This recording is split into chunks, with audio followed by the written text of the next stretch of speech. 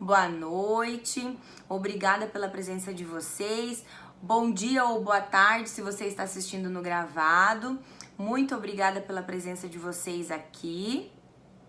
Então, o nosso assunto de hoje, o nosso primeiro assunto de hoje, é um assunto bastante importante, mas é um assunto que às vezes ele é pouco trabalhado nas nossas aulas de ginástica rítmica ou nos nossos treinos.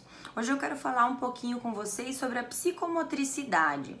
O que é essa psicomotricidade? Significa a capacidade que nós temos de coordenar mentalmente os exercícios que nós vamos fazer, os exercícios corporais, tá bom? Então, essa capacidade de coordenar mentalmente a gente pode estimular durante as nossas aulas, certo? E eu não sei se vocês viram essa semana, hoje mesmo eu postei um story com uma foto de uma ginasta minha, do projeto Professora Luana aqui de Palotina. Eu postei uma foto dela tentando equilibrar uma bola em cima de um cone. Esse é um exemplo de um trabalho de psicomotricidade, porque exige uma certa concentração da criança para que ela consiga desenvolver aquela ação. Parece muito simples, mas é uma ação complexa, certo? É uma ação complexa, porque ela precisa pensar em muitas coisas, né? E as crianças, elas estão numa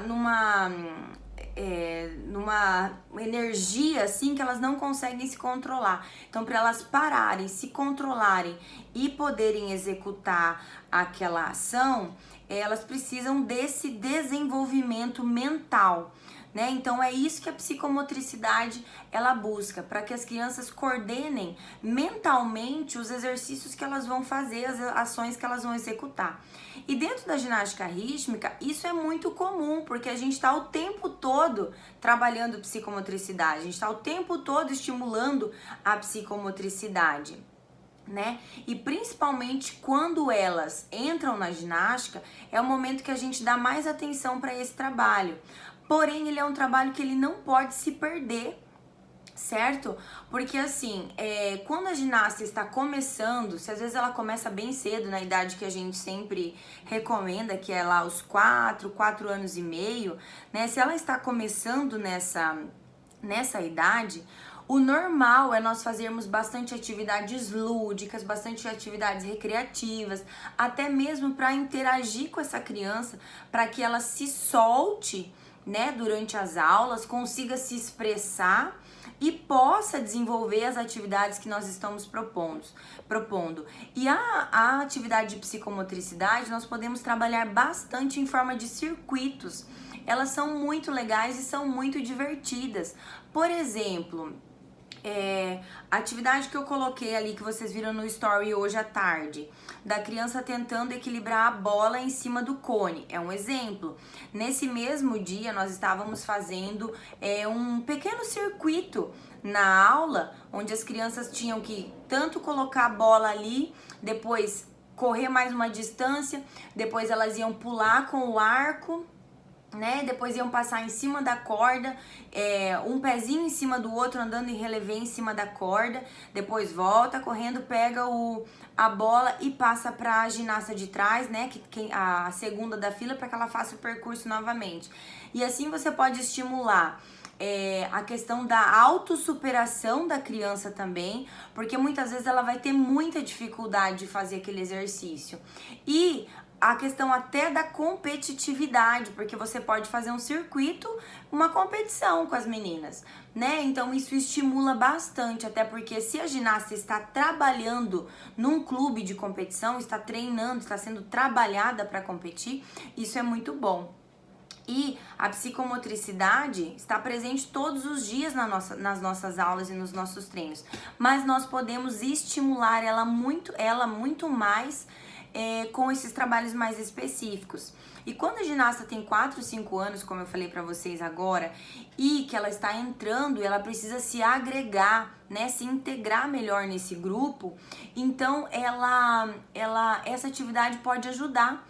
E nessa atividade, com essas atividades, nós conseguimos detectar quais são as crianças que têm maior dificuldade, no que elas precisam melhorar, porque isso vai fazer muita diferença no principal momento, que é o trabalho dos aparelhos. Quando a gente for trabalhar os manejos dos aparelhos, se a criança não tiver essa coordenação motora, se ela não tiver um trabalho de psicomotricidade bem feito, ela vai ter muita dificuldade de trabalhar com os aparelhos.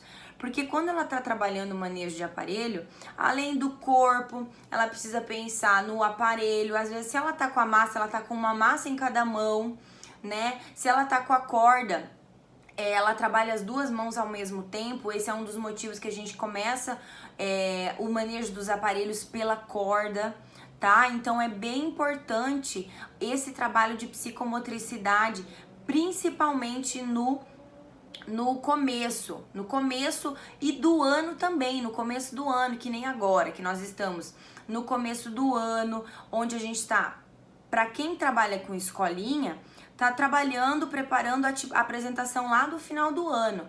Para quem trabalha com competição, precisamos não perder, né, essa linha de trabalho. Por exemplo, os trabalhos vocês já fizeram com as crianças em dupla, elas segurando uma bola com o corpo, sem a ajuda das mãos, né? E elas se deslocarem, fazerem um certo percurso com o trabalho, só com o trabalho do corpo, sem segurar a bola com as mãos. É um trabalho onde exige muito delas, né? E não sei se vocês já perceberam, mas as crianças, às vezes a gente se surpreende. Não sei se vocês fazem bastante esse trabalho de psicomotricidade, mas às vezes a gente imagina que uma criança consegue fazer tal exercício ou algum exercício que a gente está idealizando e ela não consegue, aí ela acaba se frustrando. E se a gente coloca esse trabalho na aula o quanto antes, a gente consegue não fazer com que a criança passe por essa fase, certo?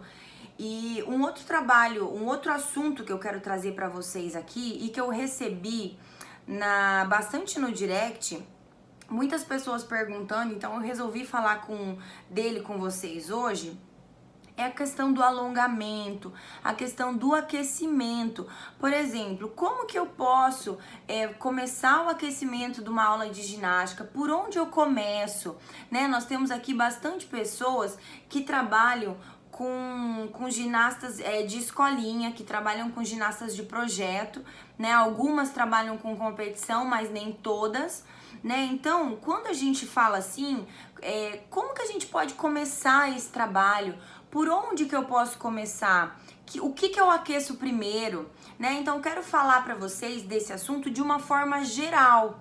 E depois eu vou dar algumas pinceladas específicas, tanto para competição quanto para quem trabalha com escolinha, certo? De uma forma geral, eu gosto sempre no começo do treino a gente fazer algum tipo de atividade ou algum tipo de aquecimento que eleve a frequência cardíaca das meninas, que faça com que elas aqueçam o corpo no geral, não específico uma parte. Por exemplo, se eu tô trabalhando com escolinha, eu posso fazer uma atividade recreativa, uma atividade que puxa a psicomotricidade, que a gente acabou de falar, um circuito de psicomotricidade, alguma coisa que faça com que elas corram um pouco para que elas elevem um pouco a frequência cardíaca delas. Depois disso, eu sempre levo em conta da seguinte forma: eu acredito que a gente começa de cima para baixo sempre, o aquecimento. Então a gente precisa pensar nas articulações e nos membros maiores primeiro, tá? Então assim, como elas estão com o corpo já um pouco quente porque fizeram uma atividade, então é legal você fazer o aquecimento do pescoço, aquele aquecimento simples, do pescoço, o ombro, o braço girando para trás, circundução, para fazer o aquecimento da articulação do ombro, quadril, joelho, né? Chega lá no pé, aquece bem o tornozelo, porque a gente usa muito na ginástica. O punho também é legal a gente aquecer bastante, fazer as ondas, né? E uma coisa muito importante que com toda essa experiência que eu tenho dentro da ginástica, eu acredito que não pode faltar num trabalho de aquecimento são as ondas corporais. Você pode trabalhar ela de diversas formas, tá? Mas as ondas corporais, além de você estar estimulando, principalmente o aquecimento da coluna, depende da onda que você está fazendo, mas você está estimulando a expressão corporal da ginasta, porque na ginástica a gente precisa muito disso. Né? Então a questão da expressão corporal, da ginasta conseguir fazer a onda é bem importante. Então eu acredito que se a gente coloca no aquecimento, a gente pode ter um ganho bem maior, né? E então eu acho muito importante a gente ter essa sequência, fazer um trabalho onde eleve a frequência cardíaca das meninas e depois fazer um aquecimento geralzão e depois ir para os aquecimentos específicos. Depois que eu faço esse aquecimento geralzão das articulações, o que na maioria dos esportes é feito, eu vou partir para os específicos, onde eu vou trabalhar mais a flexibilidade de coluna, vou trabalhar bastante o aquecimento dos braços, não apenas só a circundução, né, do braço, mas eu posso trabalhar alguns exercícios para melhorar essa amplitude. Também os exercícios dos espacatos propriamente ditos, tanto a abertura frontal quanto o espacato antero-posterior, aquele com uma perna na frente e outra atrás. Então, exercícios específicos da articulação que você está aquecendo. Então, eu gosto de seguir essa ordem. Um trabalho bem legal que a gente pode fazer, que eu tô me lembrando agora, a gente pode fazer no aquecimento. Primeiro de tudo, assim, desse que eu falei pra vocês elevarem a frequência cardíaca das ginastas, é um aquecimento com as cordas. Por exemplo, se você tá trabalhando no tapete ou numa quadra, né? Você pode fazer a ginasta em volta do tapete, pulando corda, fazendo saltito. Depois de frente, depois de costas, de lado, né? Depois mais rápido, depois mais lento, né? E a gente pode estar utilizando a corda também assim. Rotação do braço, segurando a corda aqui, se eu dobro ela em 2 ou em 3, depende. Passa pra trás, passa pra frente. Então é legal a gente colocar alguns manejos de aparelho no aquecimento também, porque isso vai familiarizando a ginasta com o meio. E também a gente daí muda um pouco a rotina, né? Para que não fique sempre a mesma coisa, para que não se torne chato, porque para quem é ginasta de competição, assim como eu falei na live passada, para quem é ginasta de competição não muda muito, a gente tenta alternar um pouquinho os tipos de aquecimento, os tipos de treino, para que fique mais interessante, mas não tem muito para onde correr, né? Tem que ser trabalhado o que precisa ser trabalhado. Quem trabalha com escolinha, às vezes tem um pouco mais de facilidade de fazer isso, de trazer pro lúdico, né? Mas não que seja só isso, né? A gente precisa... não posso também... Hoje à tarde eu tava falando com uma aluna já, eu não posso trazer só para a parte lúdica. Eu preciso trazer toda essa seriedade, principalmente para quem trabalha em competição. Então, por isso que é mais interessante você unir o trabalho de psicomotricidade que eu falei no início para quem está começando, né? Para as ginastas menores, né? O início do ano é ideal para isso, porque você consegue detectar as falhas, detectar quem tem mais dificuldade em cada exercício e ao longo dos aquecimentos, ao longo das atividades, você vai colocando os exercícios para melhorar os específicos tipos de dificuldade que as crianças têm. Certo, gente?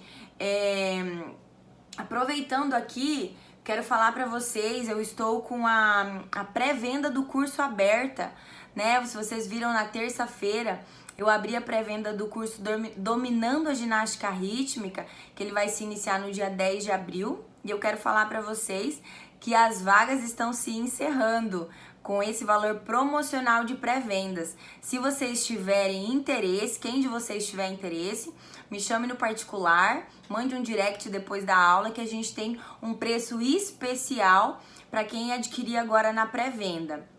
E outra coisa, para quem está adquirindo, está ganhando um bônus muito especial, que é uma assessoria de 4 aulas ao vivo, aulas online, né, e individual, para que eu possa atender exatamente as necessidades de vocês, para que a gente possa conversar num horário onde a gente marque, que você possa comparecer e que nós possamos conversar e que eu possa te ajudar pessoalmente, para que eu possa entender a sua dificuldade e que eu possa te ajudar, tá bom? Então, quem tiver interesse, me chama no direct depois, tá? Vamos lá continuar. Uma outra coisa que eu quero falar com vocês, você gostou, né, Iris? A Iris já é minha aluna. A Iris, a Larissa, né, Lari? Tô muito feliz de ter vocês no curso, tá? Dia 10/4 começa o nosso curso. Vai ser um curso muito legal, porque esse curso tem o objetivo de ajudar e ensinar vocês a aplicarem o trabalho da ginástica rítmica. Às vezes a gente encontra muita teoria, mas algo que fica longe da nossa realidade e que nós não conseguimos aplicar.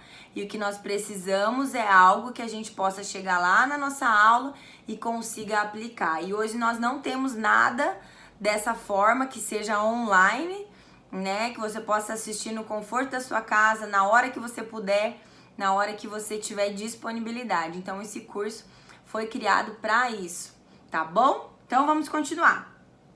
Um outro assunto que eu quero trazer para vocês, antes de abrir para as perguntas, um assunto que eu quero trazer é a questão da montagem das coreografias.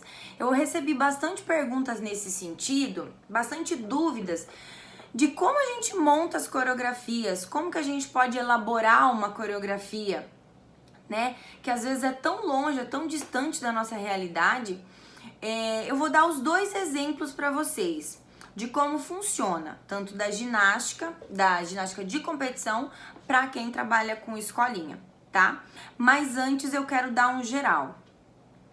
O geral é o seguinte: eu acredito que na montagem de uma coreografia, na elaboração de uma coreografia, na criação de uma série, são 2 mãos.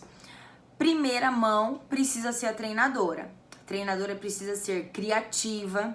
A treinadora precisa buscar, estudar a música, perceber o que aquela ginasta faz de melhor para que ela possa explorar no momento da coreografia, tá? Então, assim, essa é a parte da treinadora. A segunda parte é a parte da ginasta. Você precisa escolher uma música para ginasta, por exemplo, que seja uma música que ela possa interpretar, para que possa fluir a coreografia. Então, para que ela possa que ela saiba interpretar, que seja do gosto dela.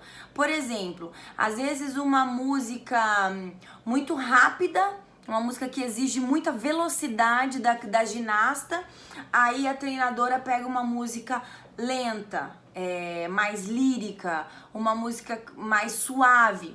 Não é o biotipo, não é a essência daquela ginasta. Então ela não vai atender exatamente. Porque assim, nós temos a ginasta que compete hoje a nível nacional, 4 aparelhos, né? Falando de categoria adulto do código, são 4 aparelhos. Então eu não posso ter uma ginasta com 4 séries lentas, por exemplo, ou 4 séries muito rápidas. Eu preciso dosar até para eu mostrar que essa ginasta é muito eclética. No caso de quem trabalha com projetos menores, que participam de torneio nacional, que participam de campeonatos estaduais, normalmente usa-se 2 séries, né? 2 coreografias, dependendo da idade, mãos livres e uma de aparelho. Se forem ginastas mais velhas, 2 aparelhos diferentes. Então, eu preciso mostrar características diferentes dessa ginasta nas 2 séries, né? Então, eu preciso buscar o que a ginasta faz de melhor. Então, primeiro de tudo, eu preciso escolher a música da ginasta. E esse olhar precisa ser nesse momento.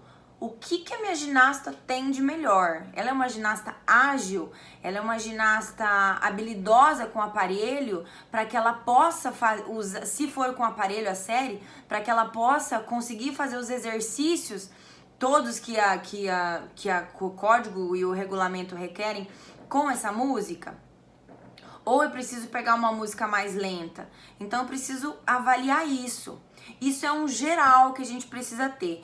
Porque para a escolinha é a mesma coisa, né? Para quem trabalha com um projeto, assim como o projeto que eu tenho aqui em Palotina, fica mais fácil a escolha da música, porque você não tem regras assim para se cumprirem, né? A gente tem um norte, que é o que rege a ginástica rítmica, que é uma música que tem uma essência legal, uma música que passe uma ideia legal para quem está assistindo, que seja prazerosa para as meninas fazerem, mas não tem uma regra, né? Com o tempo, que pode ter palavra, que não pode ter palavra, que pode ter voz, que não pode ter voz, assim como na competição. Então fica mais fácil, mas da mesma forma precisa ser uma coisa que as crianças interpretem, tá? Então esse é o geral. Agora para eu falar específico da coreografia, a gente precisa que as ginastas, a gente precisa explorar o que de melhor a ginasta faz. Por exemplo, na coreografia eu preciso explorar todos os planos, eu preciso explorar todas as direções. Minha ginasta ela faz deslocamentos para frente, para o lado, para trás. Ela desloca em círculo, ela desloca fazendo acrobático, ela desloca fazendo um lançamento e de repente vira.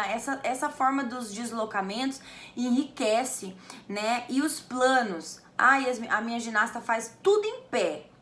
Não, isso não é legal. A ginasta tem que fazer muitos exercícios em pé, a ginasta tem que fazer muitos exercícios de joelho, a ginasta tem que fazer exercícios no solo. A gente tem que explorar tudo isso.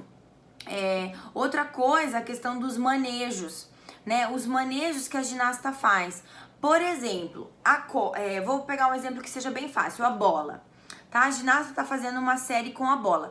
Pode ser tanto a ginasta de competição quanto a ginasta que está trabalhando para uma apresentação, por exemplo, um projeto, né? Aí eu tô fazendo uma coreografia com a bola, aí a ginasta faz a série inteira, a apresentação inteira, ela fica quicando a bola. Faz um exercício, quica a bola. Faz um outro exercício, quica a bola. Faz um outro exercício, faz quicando a bola. Vocês conseguem entender que não fica agradável para quem está assistindo, e se tem um árbitro avaliando essa coreografia, fica menos atrativo ainda, né? E sem contar que a nota dela não vai ser legal nesse quesito, certo? Então, assim, na bola, vamos continuar o exemplo da bola. Na bola, o que nós temos? Nós temos quicadas, os rolamentos. Esses rolamentos, eles podem ser em diversas partes do corpo, eles podem ser no solo, eles podem ser fora do campo de visão da ginasta, nas costas, né? Eles podem ser de diversas formas.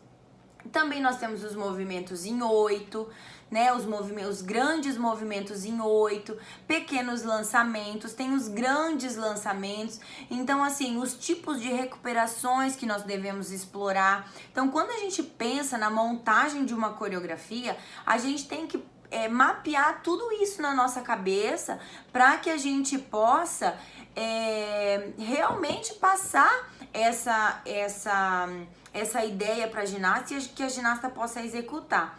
E quando a gente fala de ginasta de competição, para quem está trabalhando com competição, a gente sempre vai procurar o que a ginasta faz de melhor. Então, por exemplo, assim, nós temos as dificuldades que a gente tem que cumprir, que as ginastas têm que fazer. Depende a série, depende o regulamento, muda, né? Às vezes a ginasta tem que fazer não sei quantos saltos, depende, não vou citar porque depende de aparelho e depende de regulamento. Mas às vezes a ginasta tem que fazer não sei quantos saltos, não sei quantos lançamentos, não sei quanto, né?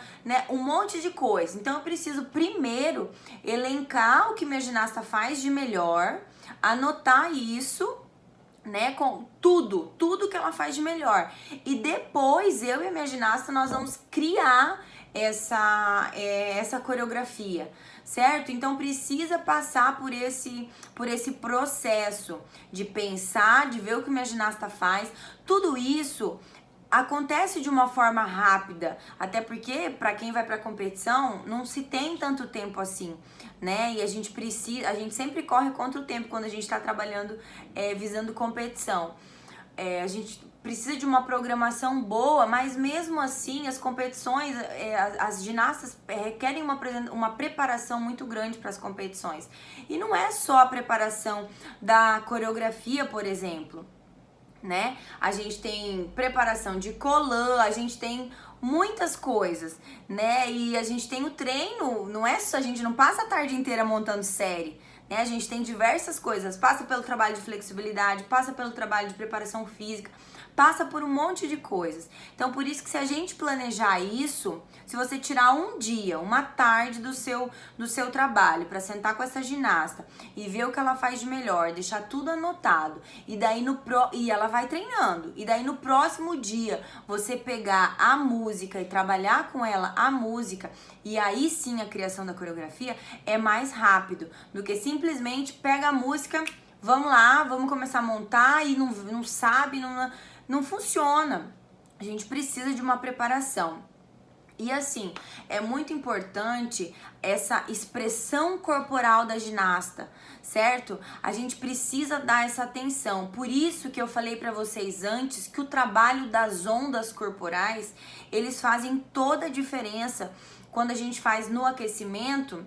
Eles vão surtir efeito agora na montagem das coreografias e na questão expressiva das crianças, né? E principalmente quando elas são mais novas, elas têm às vezes dificuldade de se expressar, né? E às vezes as crianças elas entram na ginástica com 4 anos, 4, 5 anos, às vezes umas não vão nem para a escola ainda, né? Então com 4 anos, às vezes elas estão começando aí. Então elas estão se soltando da mãe, é todo um processo.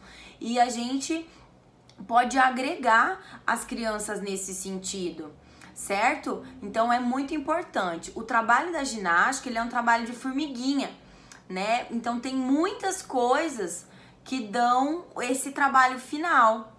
Então por isso que a gente tá falando aos pouquinhos de cada, por isso que eu tô batendo em cima das dúvidas que vocês estão me mandando pelo direct, para que fique mais fácil a compreensão e para que eu consiga atender vocês melhor.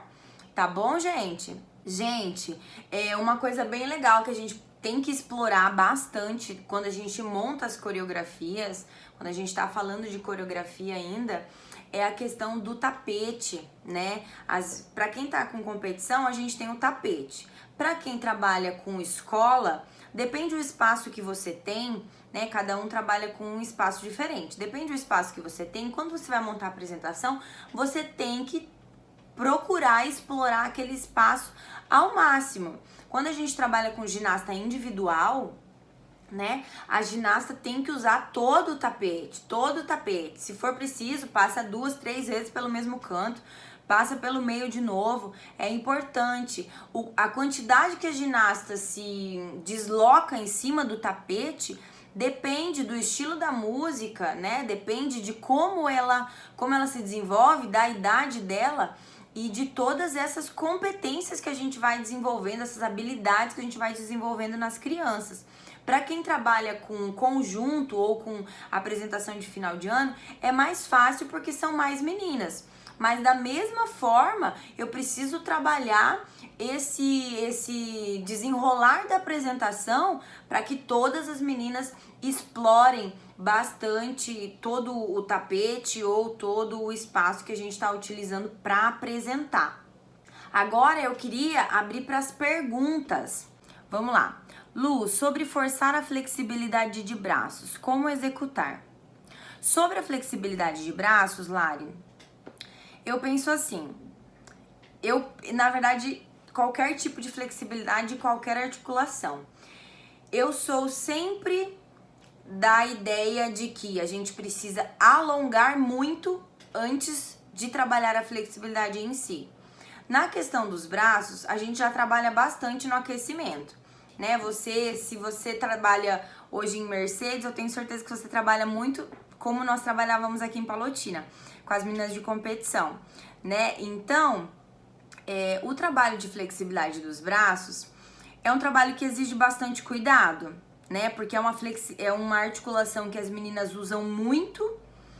E se elas têm uma frouxidão ligamentar, se elas têm uma frouxidão nessa articulação, não é legal, né? É legal que essa articulação ela tenha flexibilidade, mas que não seja aquele exagero, né? Também por causa dos acrobáticos e tal. Então eu gosto muito de trabalhar, como eu falei na live passada, mais pro final do treino, onde as ginastas estão com o corpo bem quente, tá? E sempre de alguma forma que elas estejam apoiadas. Por exemplo, vamos ver se vocês conseguem me entender. A ginasta está deitada no chão, a ginasta está deitada, tá? E com a barriga para baixo. Aí se a ginasta tá deitada e ela tá com os braços abertos, eu, treinadora, os braços ao longo do corpo ali, na linha do ombro, né? E eu trabalhar a flexibilidade para eu subir os braços dela, né? Para eu trazer as mãos aqui para cima, bem atrás ali em cima dos ombros, né? Então é uma forma de eu trabalhar a flexibilidade dos braços, tá? Eu posso fazer isso, subir até onde eu sinto, porque a gente sente na mão que quando a ginasta tá começando a travar, né? Então segurar ali, segura até 8, volta devagarinho. Nunca quando a gente faz um trabalho de flexibilidade, você deve soltar a ginasta com força, assim, porque como aquela articulação foi estimulada a amplitude, então ela volta mole, então tem que cuidar, né? Volta devagarinho e depois repete, tá? Umas 3 vezes, repete, beleza. Uma outra forma da gente fazer a articulação do ombro, que a gente pode trabalhar com a ginasta na parede, também fazendo a mesma coisa, apoiado com o peito na parede. Uma outra forma da gente trabalhar é você pedir pra ginasta segurar, vou mostrar aqui pra vocês, as duas mãos assim, subir aqui atrás, né? Subir atrás. E você vir com o seu braço por dentro aqui, apoiar na escápula e forçar para trás o braço. É uma forma de você estar trabalhando a flexibilidade da articulação do ombro, mas sempre com apoio. O apoio que eu digo é assim, por exemplo, eu tô com a mão ali apoiada na escápula forçando, né?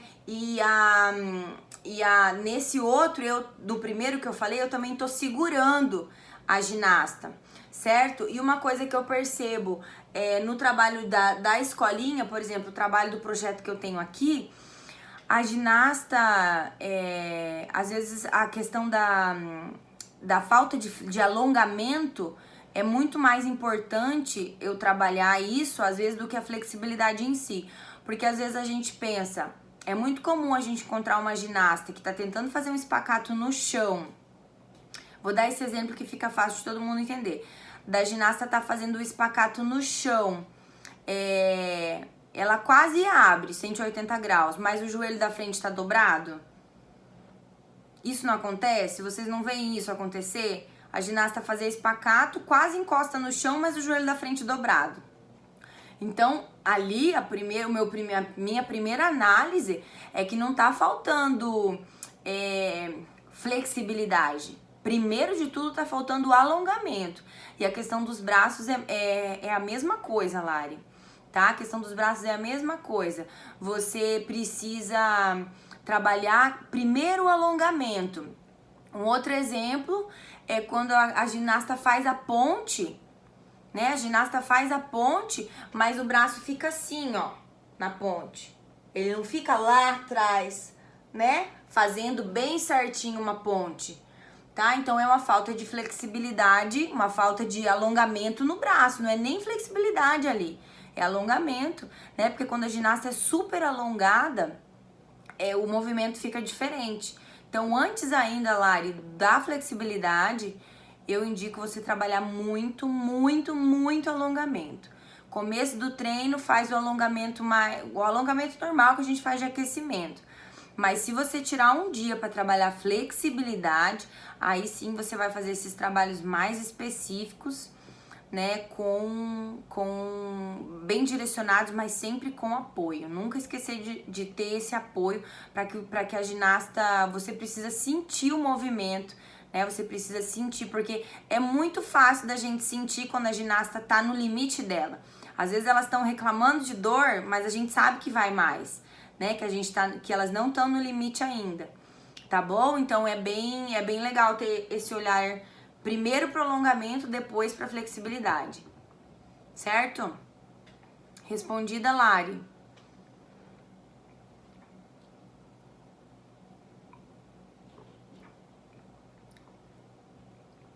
Então tá bom que ficou bom, Lari. Que bom que ficou bom. Mais alguma pergunta, gente? Vocês querem fazer mais alguma pergunta específica?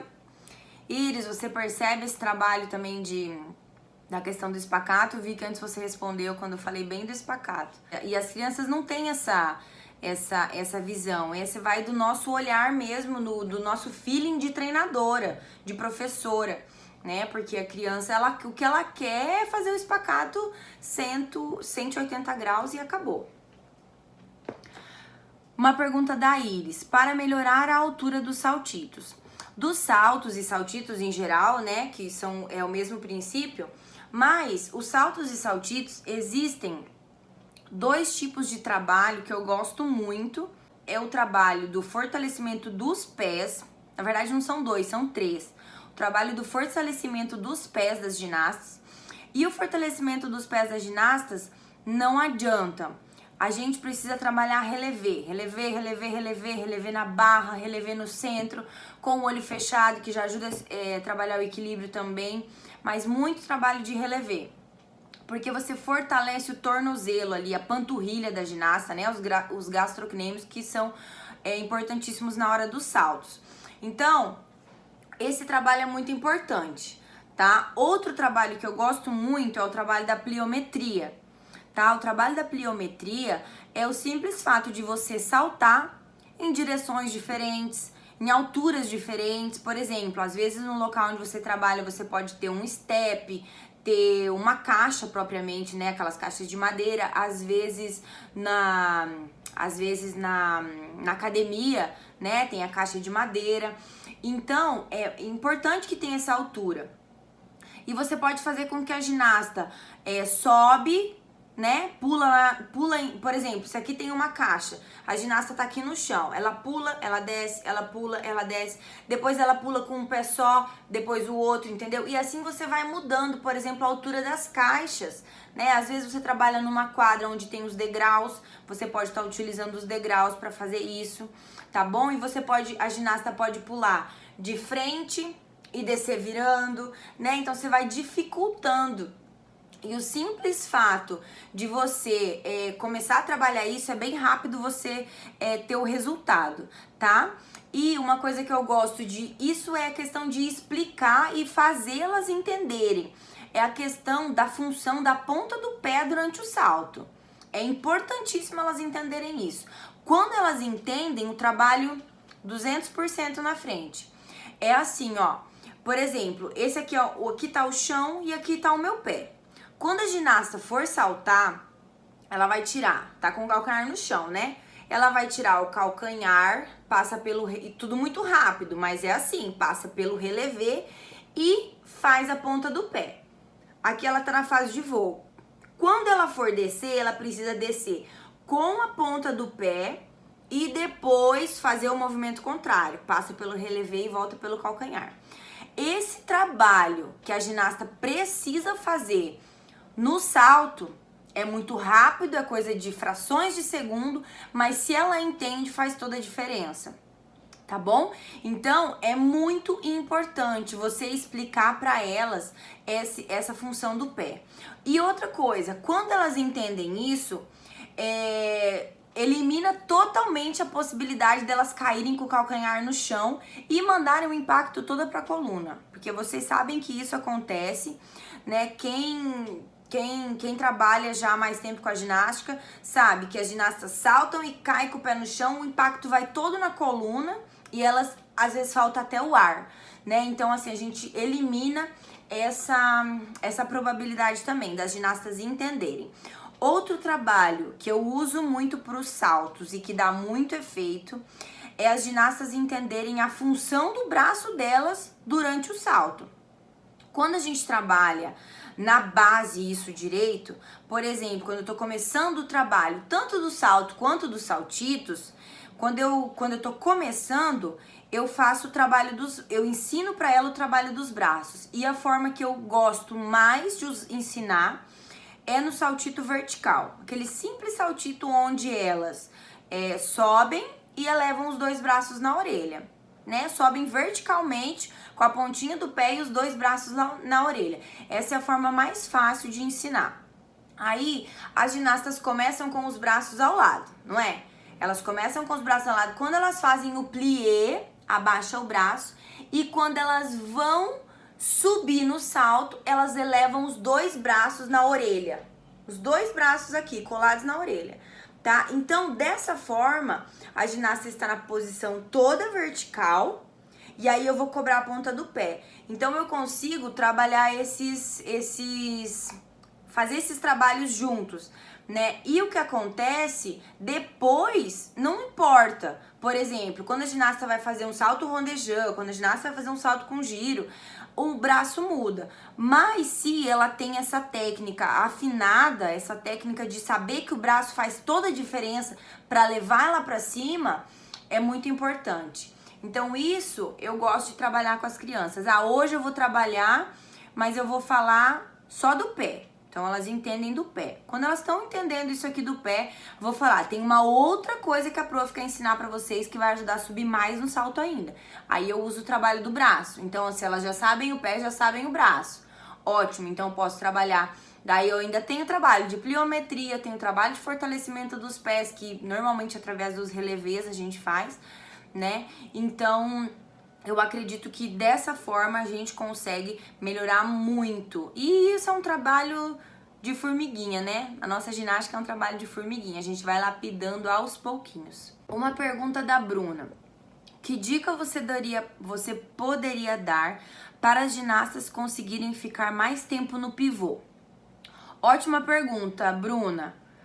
Assim, para as ginastas conseguirem ficar mais tempo no pivô, né, ou seja, girando, o primeiro trabalho que eu preciso fazer é um trabalho de equilíbrio, tá? Eu sempre gosto de trabalhar muito bem o equilíbrio para depois colocar minha ginasta no pivô. Porque o pivô é um exercício bem complexo, né? Ele exige várias coisas. Então, eu gosto de trabalhar muito o equilíbrio. Vou dar um exemplo para que fique bem claro para você, tá bom? E para que todo mundo possa entender também. Por exemplo, eu vou fazer um pivô na puxada, segurando a perna lá atrás, tá? Primeiro de tudo, eu preciso trabalhar esse equilíbrio puxada muito bem. Primeiro eu vou trabalhar sem relevé, depois eu vou trabalhar com relevé, com apoio na barra, né? Com a ginasta apoiada na barra ou com a mão na parede. E depois eu vou trabalhar com ela no centro, né? Sem apoio nenhum. Eu posso trabalhar com o olho fechado para desenvolver essa consciência corporal, para a ginasta entender aonde que é o eixo dela. E depois eu vou colocar o pivô. Mas eu tendo em vista que a ginasta já sabe a preparação do pivô, a função do braço. Depois que a ginasta já sabe de tudo isso, aí sim eu vou trabalhar o pivô com ela, entendeu? E o pivô é um reflexo do equilíbrio.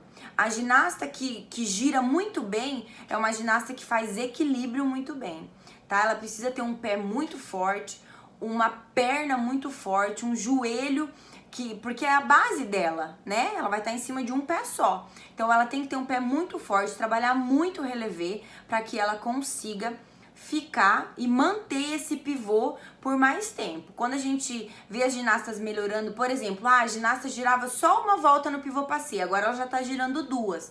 Então é porque o trabalho de equilíbrio que tá fazendo tá sendo bom. Se a ginasta não tá melhorando os pivôs, não é só pivô que tem que trabalhar, tem que melhorar o trabalho de equilíbrio dela, porque é uma construção. Certo, gente?